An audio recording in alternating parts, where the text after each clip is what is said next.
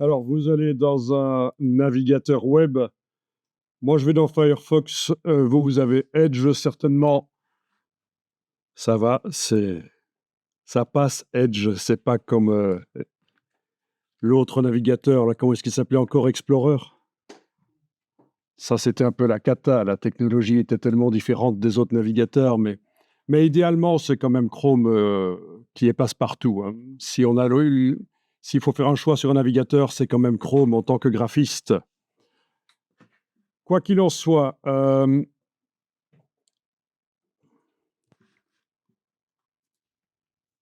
vous aviez téléchargé 3 images à la session précédente. Oui, ben écoutez, ce serait bien d'en télécharger, hem, 3 en plus, comme ça vous en aurez 6 en tout. Voilà, je vais vous demander de télécharger des images qui représentent des sujets, vus en entier dans un décor, donc pas sur un fond uni. Sujet vu en entier, hem, ça peut être une voiture, ça peut être des voitures, ça peut être des chiens, des chats, tout ce que vous voulez. Mais pour, les exercices qui vont suivre, c'est bien que ce ne soit pas un paysage où il n'y a pas vraiment de sujet principal dedans, quoi.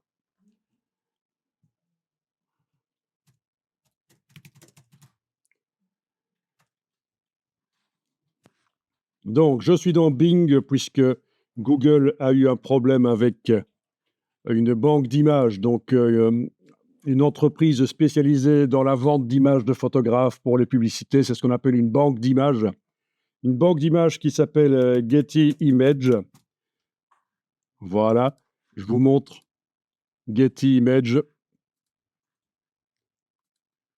C'est une banque d'images où on peut choisir, faire des recherches sur n'importe quel sujet. Ils ont des millions d'images et donc ils étaient pas contents que Google permette, d'afficher, de rechercher déjà leurs images, de les trouver, mais ça, c'est pas encore un problème, mais surtout de les afficher en grand et donc ils ont demandé à Google de retirer un bouton qui s'appelle Show Image, afficher l'image, qui permettait de voir l'image en grand. Oui, parce qu'eux, apparemment, ne mettent pas nécessairement de filigrane sur les images, et en plus, les filigranes, vous voyez, les petits textes transparents, ça s'enlève maintenant très facilement avec Photoshop, les dernières technologies Photoshop. Hem, donc voilà, bien sûr, on peut faire revenir le bouton dans Google, dans le moteur de recherche Google. On peut faire revenir le bouton pour afficher l'image avec tous ces pixels, mais avec un petit hack. Mais bon, c'est pour ça que moi, je vais par Bing pour faire la recherche d'images. Un petit mot quand même à propos des banques d'images, c'est très intéressant. Comment ça fonctionne? Quels sont les prix? Donc tout ça va dépendre de si vous l'utilisez, la dimension à laquelle vous l'utilisez, je veux dire le nombre de pixels ici, voilà, qui est forcément lié, si on est en 300 pixels par pouce de densité sur le papier, ça influence forcément le nombre de pixels, ça influence la dimension à laquelle on peut imprimer l'image sans qu'elle devienne floue. Ce n'est pas le seul critère normalement. Il y a aussi, dans certaines banques d'images, mais visiblement, pas ici, il y a aussi le critère de la couverture géographique. À quel point l'image va être vue par combien de personnes? Est-ce que c'est dans un magazine, dans, un poster? Hem, à quel point, ça va être, au niveau international ou européen ou belge, français, luxembourgeois ou quoi, ou seulement une ville, du pays.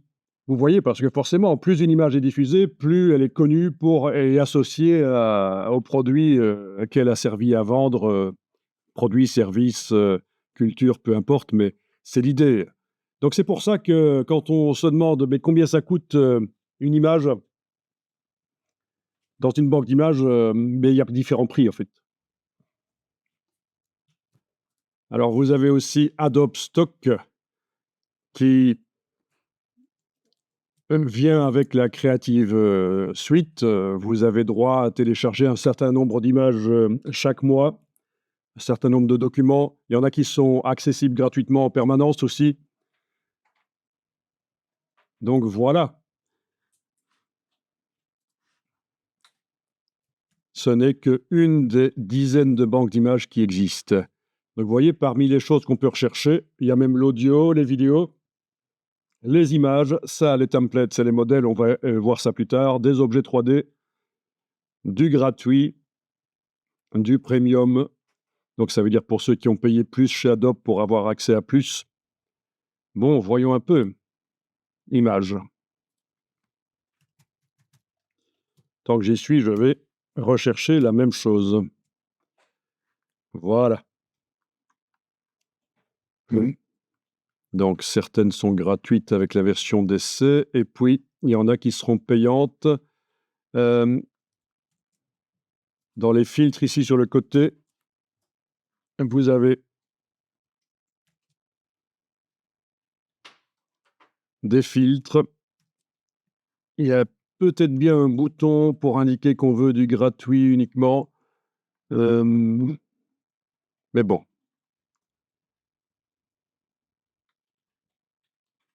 vous voyez l'idée. Alors ce sont des images qui sont assez bien retravaillées, ce sont des images un peu de type publicitaire, la plupart du temps. Donc c'est pas les images que monsieur tout le monde ferait avec son appareil photo ou son smartphone, donc il y a eu un retravail.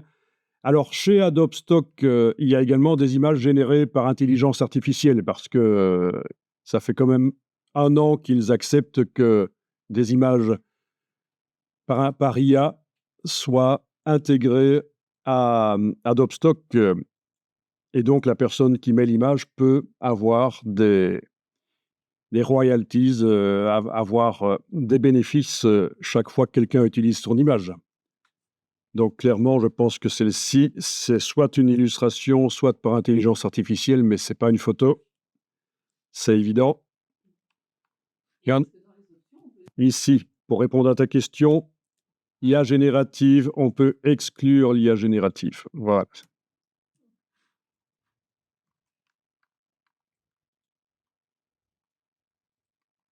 Bien. À titre personnel, je trouve que c'est pas mal, des images de type publicitaire comme ça, mais je trouve que parfois ça manque d'authenticité, ça sent la mise en scène, la retouche excessive parfois. Donc si on veut de l'authentique, c'est pas toujours évident. Vous voyez ce que je veux dire? Par rapport à une photo qui sort d'un smartphone ou d'un appareil photo et qu'on n'a pas retouché, une photo qui a une gamme dynamique déjà plus réduite. On parlera de ça quand on verra Photoshop, comment donner un côté authentique, vintage aux photos aussi. En jouant sur leur gamme dynamique, en faisant en sorte que, le contraste ne soit pas aussi poussé. C'est surtout, souvent un problème de contraste, en fait, hein. Voilà.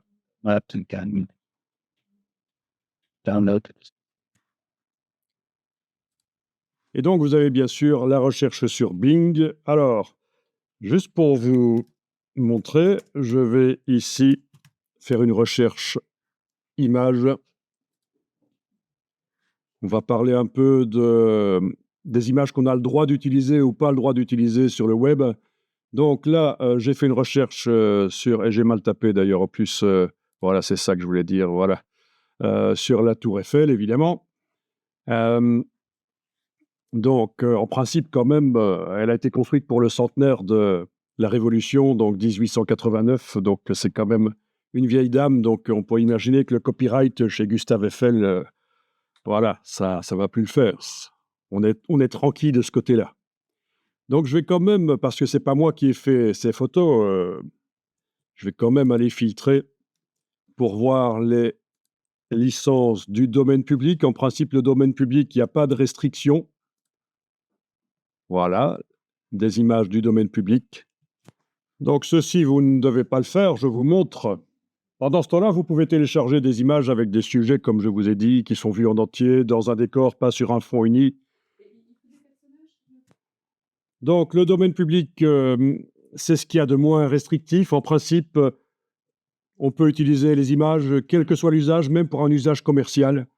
Il y a quand même par-dessus le droit, le copyright sur l'image, il y a par-dessus ça, il y a le droit à l'image.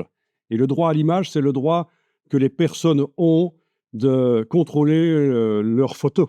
Donc si dans une image du domaine public, on voit quelqu'un qui est parfaitement reconnaissable, et cette personne a le droit de contester l'usage de l'image, même s'il y a aucun copyright sur l'image, si elle est du domaine public. Est-ce que je me fais comprendre? Donc c'est pas si simple que ça. Il y a voilà. Évidemment, si on commence à faire des choses un peu, bizarres aussi, ça peut se comprendre, quoi. On voit des personnages du domaine public, des images du domaine public, si on commence à les mettre dans des situations, bizarres et dégradantes, ça peut se comprendre, on peut imaginer tout. Il y a plein de manières de dégrader, l'image d'une personne. L'autre grand type de licence, ce sont les Creative Commons. Et donc là, ce sont des gens qui, ont décidé que leurs images vont pouvoir être utilisées. Attention, je reviens un peu dans les images du domaine public. Ça peut être aussi le même principe, soit l'image, elle est du domaine public parce qu'elle est très vieille, elle est tombée dans le domaine public tellement elle est ancienne. Généralement, c'est 70 ans après que les ayants droit, hem, après la mort de l'auteur, les ayants droit, ont le droit sur l'œuvre, 70 ans après, et cetera. S Donc les images tombent dans le domaine public. Vous avez régulièrement des musées américains qui possèdent des millions de photos et qui disent: «Voilà, ces 3 000 photos-là viennent de tomber dans le domaine public». Et vous avez des photos de 1900, entre les 2 guerres, voilà. Entre les 2 guerres et maintenant les années 50 aussi, oui, hein. Hem, donc et ça peut être aussi des gens qui viennent de faire une photo et décident de l'offrir à l'humanité. Voilà, cette photo que je viens de faire, elle est du domaine public, n'importe qui peut l'utiliser. Et donc typiquement, toutes les photos qui sont sur Wikipédia, par exemple, sont du domaine public. Voilà. Tout ce qui est sur Wikipédia, texte, schéma, photos, sont du domaine public. Attention, sur Wikipédia, on trouve aussi des marques en vectoriel, donc des marques comme Adidas, Nike, et cetera. Évidemment, là, il y a des droits dessus. C'est pas parce qu'on les trouve sur Wikipédia, ce serait trop simple. Et donc, les licences Creative Commons, il en existe, de différents types. Il faudra aller voir sur chaque image, et sur le site web qui contient l'image, quelle est, la licence Creative Commons. Ici, je suis allé sur le site, Wikipédia et voir un peu Creative Commons et vous voyez les différents types de Creative Commons qui existent. Si vous voyez cette icône-là, ça veut dire que là où vous utilisez l'image, il faut citer l'auteur. Voilà, signature de l'auteur initial, obligatoire en droit, français, c'est donc le bail parmi toutes les licences Creative Commons. Vous avez le dollar barré, donc non commercial, interdiction de tirer un profit commercial de l'œuvre sans autorisation de l'auteur, donc NC. Bon voilà, il faut aller regarder les Creative Commons, quelles sont les différentes possibilités. Vous avez certainement aussi la version anglaise qui va vous en dire plus.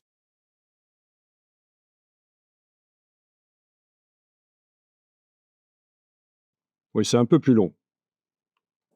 L'article anglais, sans grande surprise sur Wikipédia, en dit un peu plus.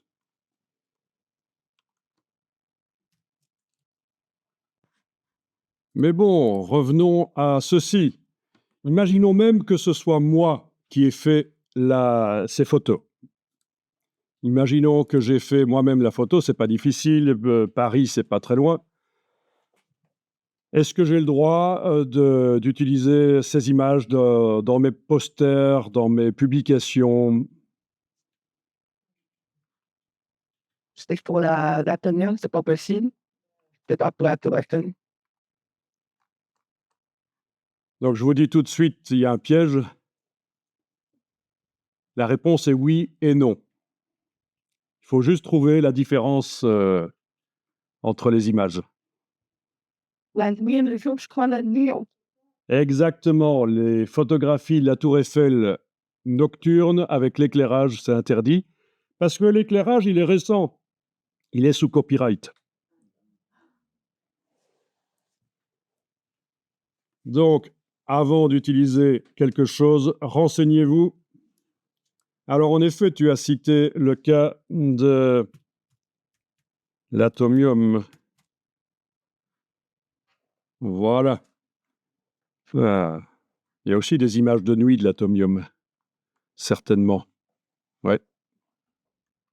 Donc là, on trouve plein d'images dans le moteur de recherche, des gens qui ont fait du tourisme, ils ont photographié, ils ont mis ça sur Facebook. Évidemment, là, on va pas les poursuivre parce qu'ils ont mis une image de leurs vacances avec l'atomium en arrière-plan sur Facebook. Et ça se comprend, hein, c'est quand même quelque chose de surprenant, c'est choquant.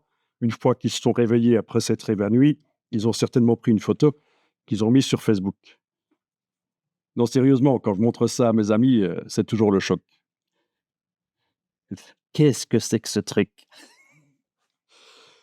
Mais donc, a-t-on le droit d'utiliser l'image de l'atomium? Ouais, je pense. Non.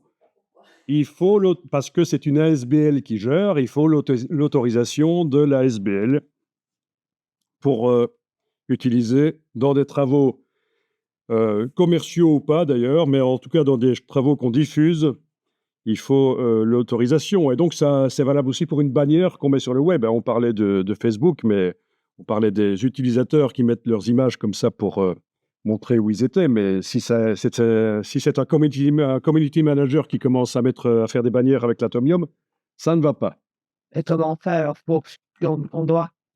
Donc, je vous montre ici, j'ai juste tapé droit Atomium et je tombe sur le site atomium.be, copyright, et ils vous expliquent tout. Et c'est à eux qu'il va falloir payer les droits d'utiliser l'image de l'atomium. Donc, tout est bien expliqué en long et en large.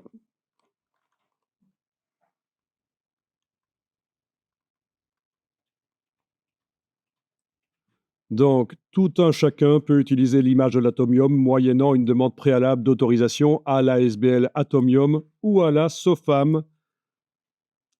C'est une société de droit d'auteur, mais principalement pour les œuvres artistiques. C'est intéressant, la SOFAM. Donc, je vais aller voir ici SOFAM.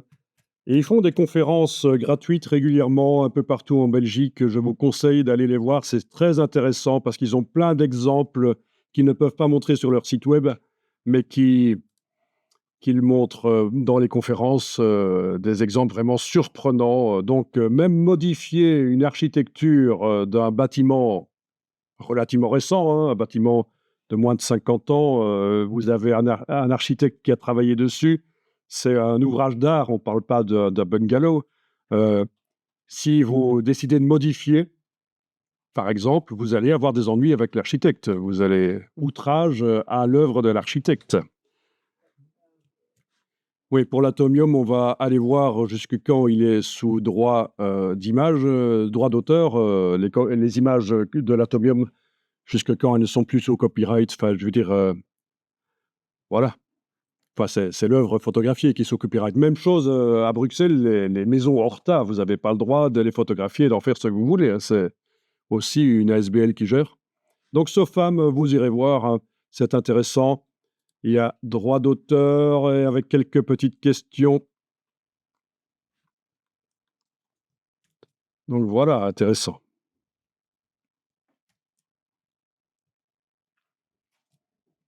Assez spécialisé pour les artistes, donc,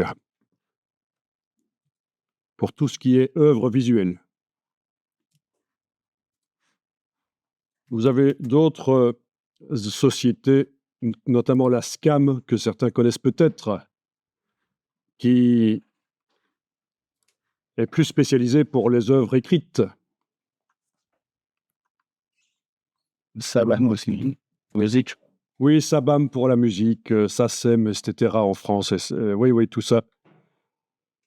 Il y en a plein. Donc la SCAM, c'est intéressant pour les auteurs. Vous pouvez devenir membre, déclarer vos livres que vous avez créés et toucher des droits dessus. Des droits comment? Parce qu'ils prennent en fait, une taxe sur toutes les photocopies, ce qu'on appelle la taxe Reprobel. Chaque fois qu'on fait une photocopie quelque part, il y a de l'argent qui est versé pour, être redistribué aux auteurs. Alors vous vous dites: «Ouais, je vais pas écrire un livre», beh si, à notre époque, c'est assez génial. Il y a ce qu'on appelle le print on demand et ça, c'est une révolution et c'est surprenant qu'il y ait pas plus de personnes qui connaissent. C'est-à-dire, il y a plein de boîtes qui sont spécialisées pour vous accompagner sur le print on demand, donc l'impression à la demande. Donc plutôt que de devoir imprimer 500 exemplaires du livre et devoir les vendre après, ce qui n'est pas toujours facile parce qu'il faut avoir ses entrées chez les libraires, et donc c'est les distributeurs en général qui gèrent ça. Donc si vous avez un imprimeur mais pas de distributeur, ça peut être compliqué. Donc voilà, plutôt que de devoir imprimer 500 livres qui vous coûtent, 15 €, donc vous êtes tout de suite à, combien? 7 500 €, pour vos 500 livres. Hem, vous imprimez à la demande, c'est-à-dire qu'une boîte, une plateforme de vente comme, Amazon, par exemple, ont, ils ont votre PDF de la publication. Ils lui attribuent un numéro ISBN, donc numérotation internationale standard des livres. Donc c'est un vrai livre avec un numéro ISBN. Donc on peut toucher des droits dessus, et quand quelqu'un achète le livre, il est envoyé à l'impression, relié, envoyé à la personne. Si la personne dit qu'elle n'a pas reçu, c'est pas votre problème, c'est Amazon qui gère et vous avez un pourcentage. Voilà. Donc forcément Amazon prend un pourcentage. C'est logique. Donc le print on demand, qui existe pour plein de choses. On ne se rend pas compte quand vous voyez des sites web qui vendent des t-shirts, ou des casquettes ou plein de trucs. La plupart de ces t-shirts sur les sites que vous voyez n'existent pas et peut-être n'existeront jamais. Et également les mugs. Voilà. Ce sont des templates, ce sont des mock-ups. Ce sera imprimé quand vous allez l'acheter. Voilà. Il y a plein d'endroits où on vous explique ça. Je vous montre juste ici, voilà, un site que je viens de voir là, par hasard. Comment démarrer un business, print on demand. Voilà et voilà et ça, c'est un mock-up, fourni et on vous dit: «Beh, placez votre design à cet endroit-là, à la place de cette chose». Donc il y a plein de gens qui vous accompagnent dans le print on demand pour vous aider à vous ne devez même pas avoir le matériel d'impression, c'est eux qui gèrent. Ah, sur Amazon aussi, hein, c'est pas directement Amazon, c'est une boîte qui collabore avec Amazon. Il y en a même plusieurs certainement. Print on demand, est-ce que quelqu'un connaissait ici? C'est ça. Ah ouais. Oui. Ah, c'est intéressant, C'est intéressant. ah si c'est récent, oh ça fait une dizaine d'années.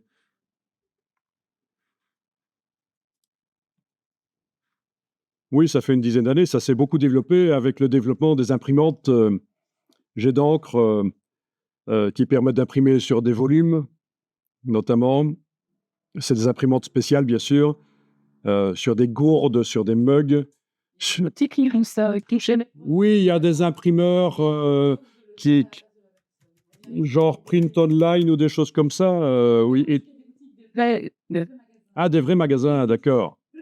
D'accord. Sinon, il y a des boutiques en ligne avec, des possibilités même d'imprimer des packaging aussi, peuvent être imprimés.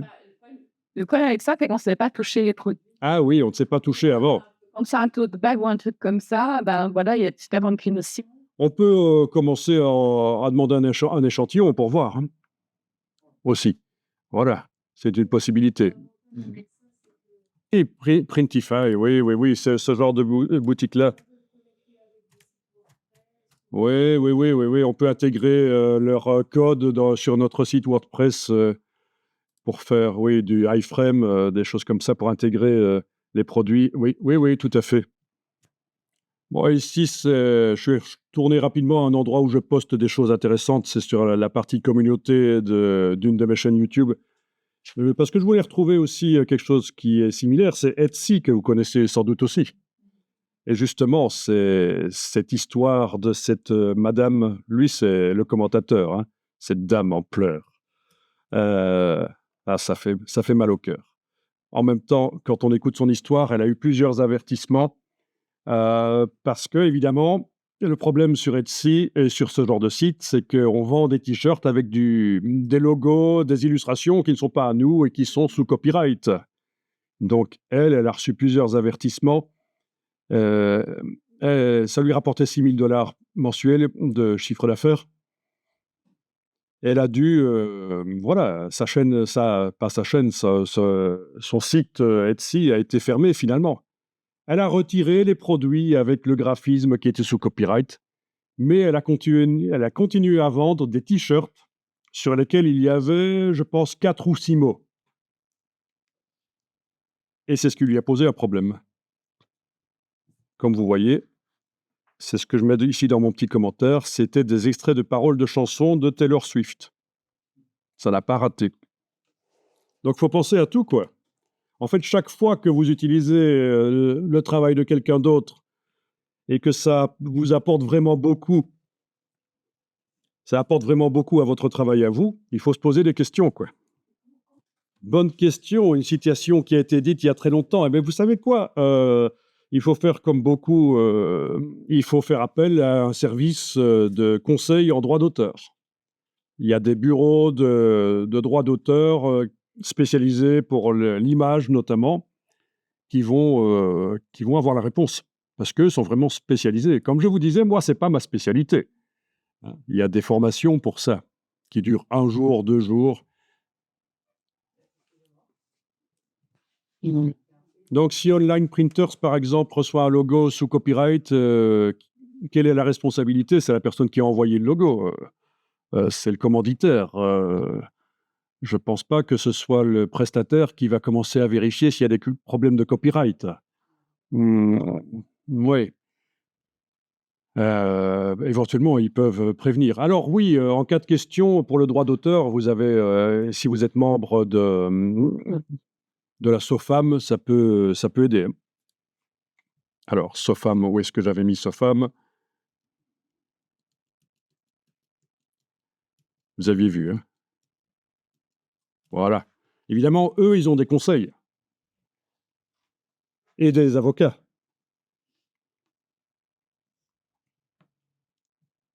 Oui, normalement, les livres, tombent dans le domaine public à un certain moment. C'est pour ça qu'on voit des collections qui apparaissent pour pas cher. On vous vend des collections avec des vieux livres, Les Mousquetaires, du Victor Hugo, des choses comme ça, voilà. Pour moi, tout ça est normalement dans le domaine public. C'est pour ça aussi qu'il y en a qui sautent sur l'occasion. Vous avez Popeye le marin, par exemple. Vous avez Popeye le marin qui est tombé, dans le domaine public il y a quelques années. Mickey, la première version, sans les gants, est tombée dans le domaine public, malgré tout ce que Disney a fait pour que ça n'arrive pas. Ils l'ont intégré, redessiné, intégré à leur petite vidéo d'accueil en début de leur film. Et oui, dans ce but-là, en fait, dans le but de prolonger le droit d'auteur. Quand je vous dis qu'ils essayent par tous les moyens de prolonger le droit d'auteur, ils ont essayé d'en faire un logo, mais malgré tout, apparemment, ça n'a pas fonctionné. Donc voilà. La durée du droit d'auteur, 70 ans après la mort de l'auteur, blablabla. Voilà. Donc, vous avez peut-être vu récemment, vous avez vu apparaître peut-être plein de t-shirts à vendre avec Popeye. C'est pour ça, hein, c'est parce qu'il n'y a plus de droit d'auteur, hein, y compris les dérivés plus ou moins marrants, bien sûr. Alors, L'appel, pour répondre à ta question, on va revenir sur la chose. Ça, voilà. Il y en a qui s'y sont fait prendre. Ils se sont dit, si je redessine l'atomium, pas de problème. Eh bien si. Et même, il y a une compagnie de bus public, je pense en plus, ici dans la ville, qui a mis à l'arrière de ces bus une publicité avec un dessin de l'atomium, eh bien, craque dedans, quoi.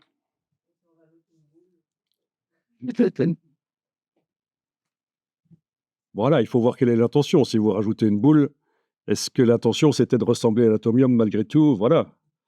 Donc vous comprenez. Ne vous dites pas que si on dessine, ça va. Bon, les couleurs, elles sont pas sous copyright. Les gammes de couleurs, je pense pas que par exemple, oui. le bleu clin. Oui. On a rejoint pourquoi?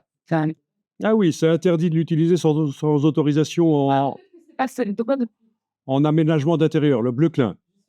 Ah, mais ça peut être intéressant. Moi, je suis toujours ouvert à tout. Donc, la question ici, c'était, et si je prends quelqu'un de connu et que je le redessine, est-ce que c'est permis? N'oubliez pas que vous avez peut-être aussi le droit sur la photo, donc il faut voir, et le droit à l'image aussi. Voilà. Donc, et puis, voilà, encore une fois, c'est pour faire quoi? C'est pour gagner de l'argent sur le dos de ce pauvre Bruce. Je ne sais pas. Exemple pris au hasard, hein.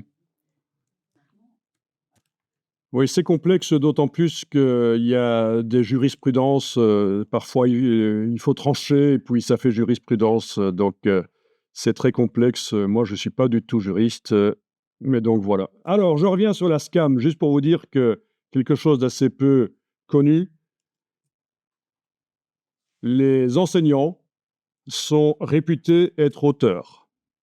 Donc, un enseignant est réputé créer des syllabi ou syllabus et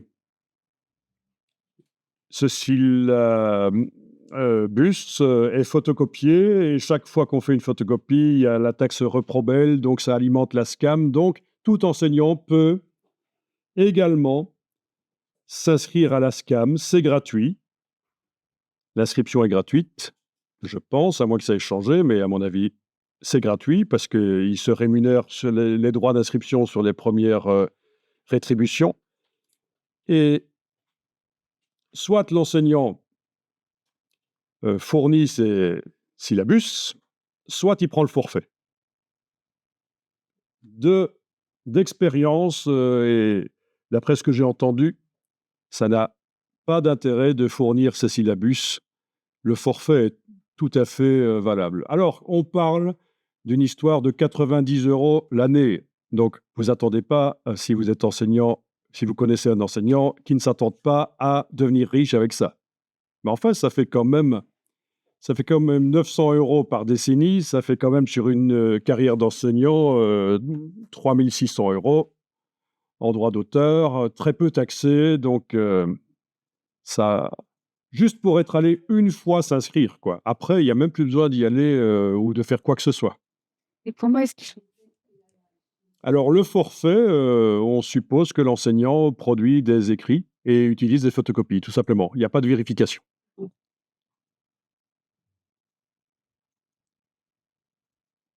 Voilà. Je ne sais pas s'ils sont toujours à la place Stéphanie à Bruxelles. Avant, c'était là. Il suffit, ils sont très sympas, à moins que ça ait changé, mais je pense qu'ils sont toujours très sympas. Et il suffit d'aller se renseigner, voir où ça se passe.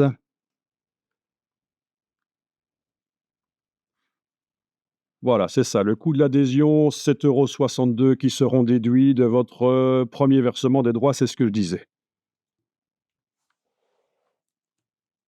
Rue du Prince Royal 87. Ceux qui connaissent Bruxelles, c'est à côté de la place Stéphanie, ça? Possible, hein? Ah, moi, j'en ai parlé à quelques dizaines d'enseignants depuis que je connais ce système. Ça fait une vingtaine d'années que, par le bouche à oreille, j'ai entendu parler de ça pour les enseignants. vu que j'interviens dans des écoles, je suis considéré comme enseignant. Est-ce qu'un formateur est considéré comme enseignant? Est-ce que ça passerait? Peut-être. Un qui n'intervient pas dans des écoles, ça pourrait peut-être passer. Le nombre de gens à qui j'ai donné cette astuce que je considère comme super intéressante et qui m'ont fait la même réflexion comme si c'était tous concertés. Est-ce qu'on peut faire l'inscription à distance? On va quand même pas courir jusque Bruxelles. Non, mais quoi? On est au Moyen Âge, quoi. Ça va prendre 3 jours en charrette, quoi. Bon. Non, mais c'est surprenant. Même des couples d'enseignants qui ne se sont pas inscrits. Et donc, ça fait des décennies qu'ils passent à côté de centaines d'euros. Mais bon, voilà. Chacun gère comme il veut. Moi, je trouve que tout ce qui est gratuit est bon à prendre, hein. Donc, je vais rapidement chercher 3 images avec un sujet et un décor. C'est juste pour parce qu'on va manipuler les blocs et les contenus de blocs, et donc c'est plus facile quand il y a un sujet principal et et un décor derrière. Tiens, à propos des voitures, tant qu'on y est, si vous possédez ce genre de voiture, vous pouvez prendre des photos. Le propriétaire va pas râler, mais est-ce que vous pouvez l'utiliser pour faire des calendriers, des posters? Ben non, parce vous allez utiliser le travail de design de la marque à votre profit. Donc, ce serait trop facile de pouvoir aller dans un musée photographier des choses et des voitures de prestige et faire des calendriers avec. Si vous possédez cette voiture, est-ce que vous avez le droit de la modifier, la tuner?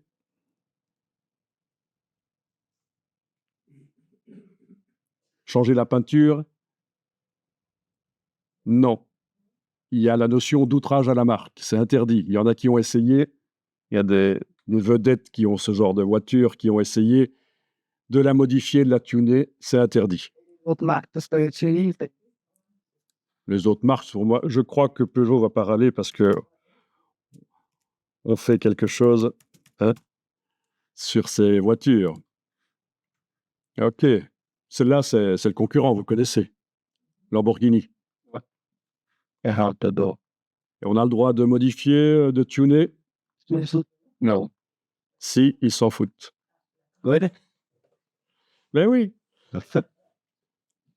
Donc l'autre, Ferrari, si vous transformez une Ferrari en doré, par exemple, la peinture dorée, c'est déjà un problème. Pour eux, c'est pas un problème, même en fluo, tout ça, tout ce que vous voulez, ça passe. C'est bizarre, hein? Ah oui, oui, non, il faut contacter la marque, hein, si vous voulez avoir le droit. Ils ont des services qui gèrent, hein. Oui, Ferrari a aussi sa couleur Ferrari. Même le pont de San Francisco, le Golden Bridge, a sa couleur, hein. C'est connu, c'est une Pantone, etc. Mais on va se calmer, quoi. Sur l'utilisation des couleurs, après, on va tout devoir faire en noir et blanc. Ou alors c'est un droit d'auteur. Donc, si on fait, par exemple, des calendriers avec des photos dans la ville et que par hasard, il y a une Lamborghini dans le coin, Oui, mais là, c'est spécial pour des voitures comme ça de luxe. Mais c'est une Peugeot, non, parce que même les personnes, si elles font partie de l'espace public, de facto, elles acceptent d'être montrées. C'est ça un peu la règle. vraiment avec les grands. Voilà. Par contre, il y a eu des problèmes récemment avec ceux qui font des panoramas dans les villes, hein, des 360 degrés. Ils ont dû flouter certaines parties parce qu'il y avait des parties sous copyright. On a parlé des maisons Horta notamment, et pas seulement, quoi. Voilà. Des bâtiments connus. C'est un peu bête. Mais c'est comme ça. Donc, c'est très, très complexe. C'est pour ça qu'il faut vraiment des spécialistes. Ça peut être intéressant comme boulot, je trouve, d'être spécialiste du droit d'auteur. En effet, j'ai encore vu ça récemment, en effet, quelqu'un qui était à Paris avec la fenêtre visible, un youtubeur connu, avec, la fenêtre qui était visible, et la tour Eiffel la nuit, à l'arrière, ouais, ça pourrait être reproché, oui. parce qu'il fait de l'amour avec ta chaîne YouTube, mais quelqu'un comme ça qui m'a fait un tout à fait connu. Oui, quelqu'un qui n'est pas connu, c'est du menu fretin. En dessous de 100 000 abonnés, hein, c'est comme si on n'existait pas. Hein, enfin, ça dépend. Hein, au niveau community management, au niveau stratégie, parfois on aime bien peu d'abonnés, mais des abonnés fidèles, ça peut peser aussi. Mais donc oui, moi je me méfierais parce que la fenêtre ouverte sur la Tour Eiffel pour montrer qu'il était à Paris, ça peut poser problème. Il suffit parfois qu'il y ait une personne qui dépose plainte et ça démarre, quoi.